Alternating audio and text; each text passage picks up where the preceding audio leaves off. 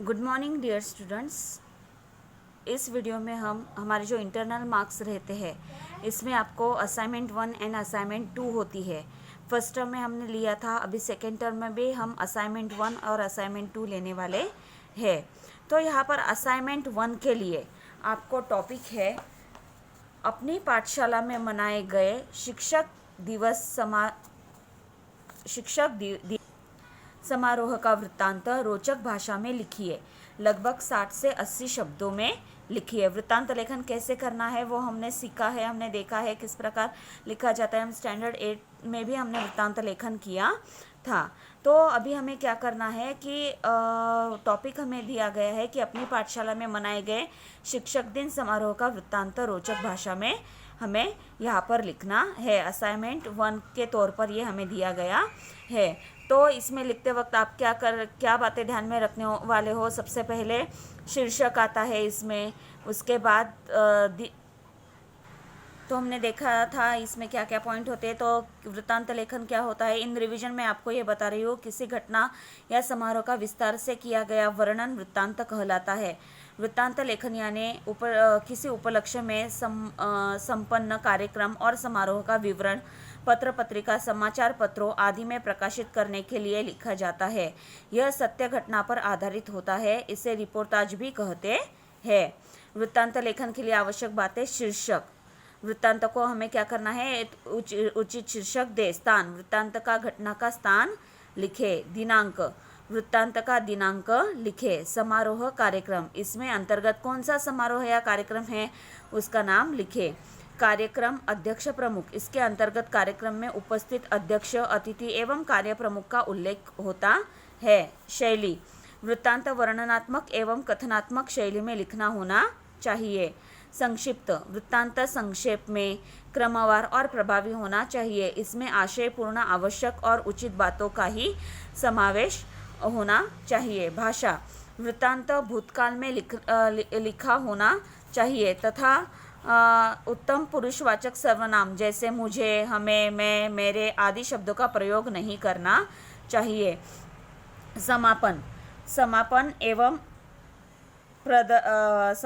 एवं आभार प्रदर्शन, समारोह के अंत में समापन एवं आभार प्रदर्शन का वर्णन होना चाहिए।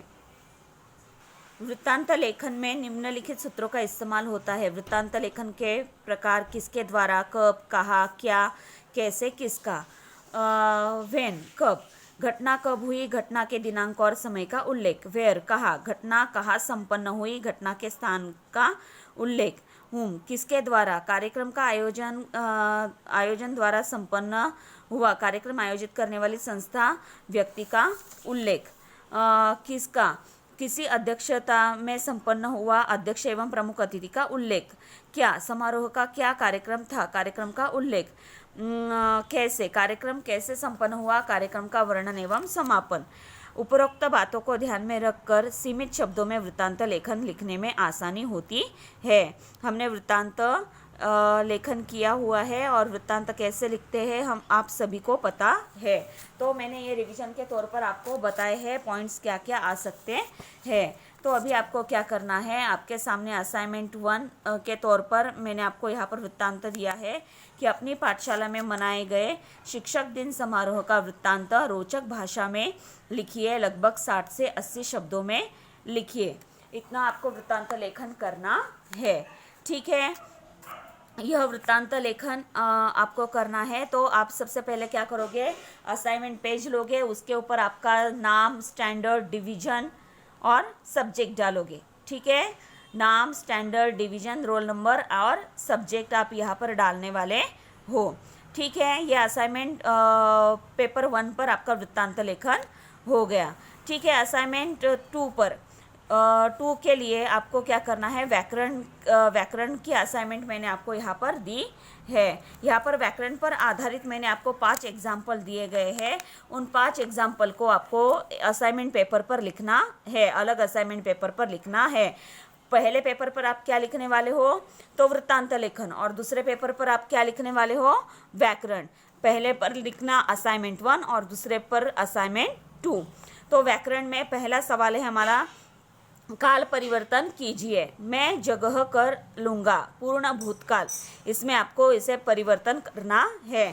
तो आप लिखते समय कैसे करोगे, ऐसे ही हेडिंग दोगे। असाइनमेंट 2 व्याकरण, काल परिवर्तन कीजिए, मैं जगह कर लूँगा, पूर्ण भूतकाल। नीचे के लाइन में आप क्या करोगे, आंसर उत्तर, क्या उत्तर आएगा वो आपको यहाँ पर लिखना है। दूसरा है अव्यय पहचानिए। 1 महीने केले, दूध और नींबू पर बिताया। नीचे उत्तर, जो अव्यय है और सामने उसका भेद क्या है वो आपको यहाँ पर लिखना है। ठीक है। तीसरा उदाहरण है हमारा, रचना की दृष्टि से वाक्य का प्रकार पहचानिए। ऐसे ही लिखोगे, रचना की दृष्टि से वाक्य का प्रकार पहचानिए। अंग्रेजी 2 विद्यार्थियों को सिखाई और ज्ञानेश्वरी 4 विद्यार्थियों को सिखाई।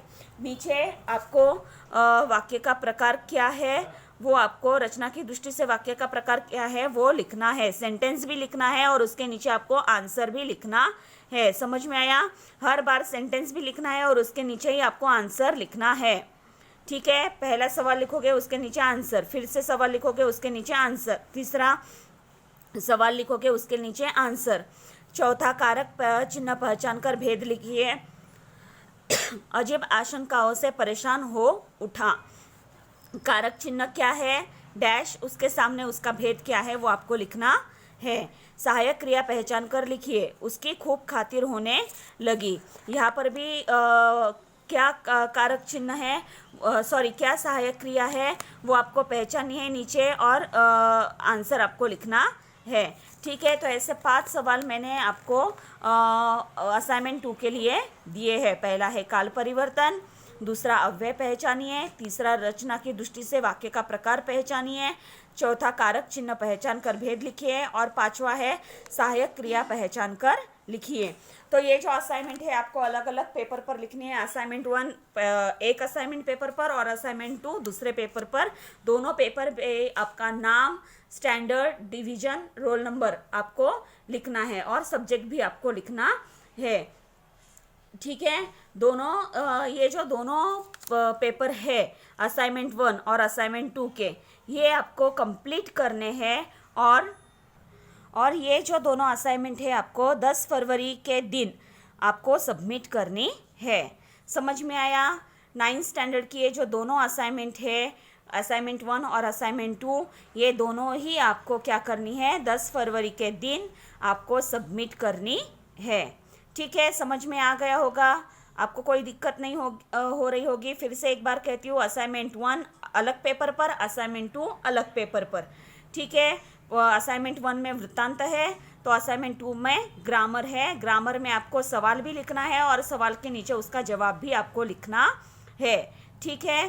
तो ये दोनों असाइनमेंट जो है वो आपको 10 फरवरी के दिन सबमिट करनी है। ठीक है। और आपका स्टैंडर्ड, डिवीजन, नाम, रोल नंबर भी आपको वहाँ पर लिखना है। तो अभी के लिए हम यहीं पे रुकते हैं। धन्यवाद।